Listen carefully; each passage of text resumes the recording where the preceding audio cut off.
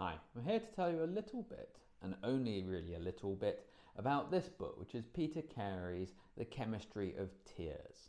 But I don't really want to talk about this book exclusively, because I feel that it represents something that I've been thinking a lot about in recent times.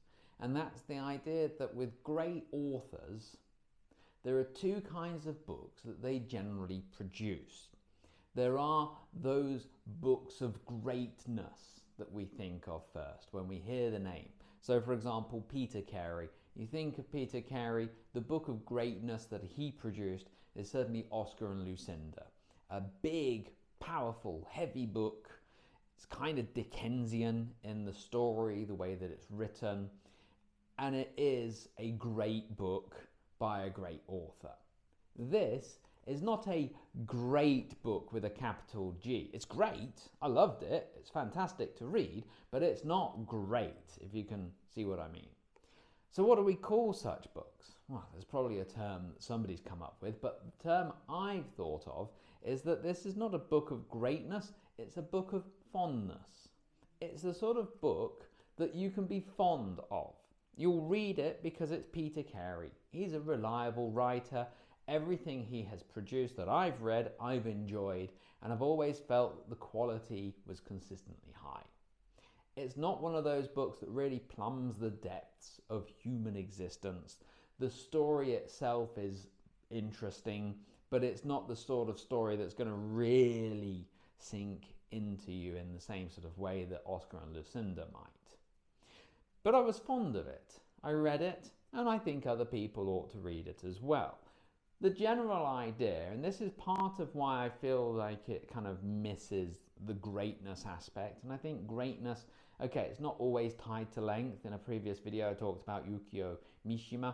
His greatest book, certainly in my opinion, and I suppose for a lot of other people, would be The Sailor Who Fell from Grace with the Sea, and that's almost just a novella, and yet it still is great, yeah? Still, it misses the target a little bit because it's fractured. And I think fractured books, they can go either way. I mean, I talk a lot about this one. Getting my weightlifting done, aren't I? This is, in a sense, a fractured book because it goes off in every direction possible.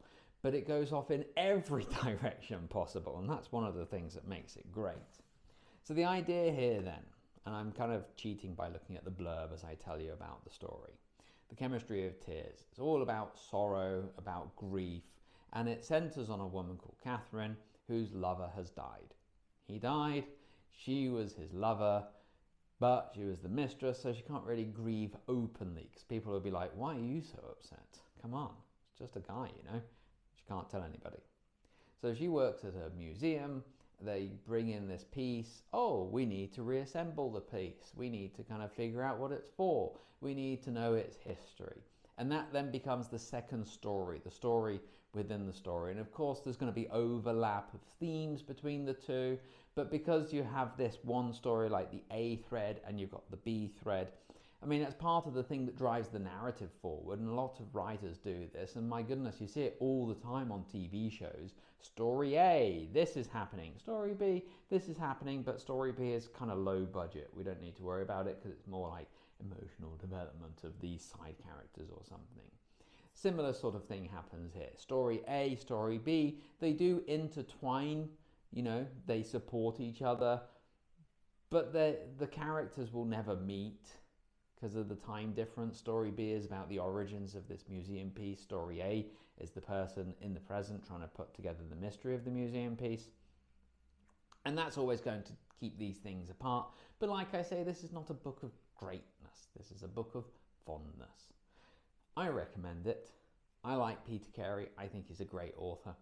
I liked this book. I recommended it to some of my colleagues here at the school, and it was read by another person who said, yeah, I enjoyed it. It was a good book. Thank you, Chris. So there you go. What more glowing tribute to a book can you ask for than that? So that's my tiny, tiny review of a book where I've spoken almost not at all about the plot. What do you think? Books of greatness, books of fondness. Does it work as a system? Let me know your thoughts in the comments below, and happy reading.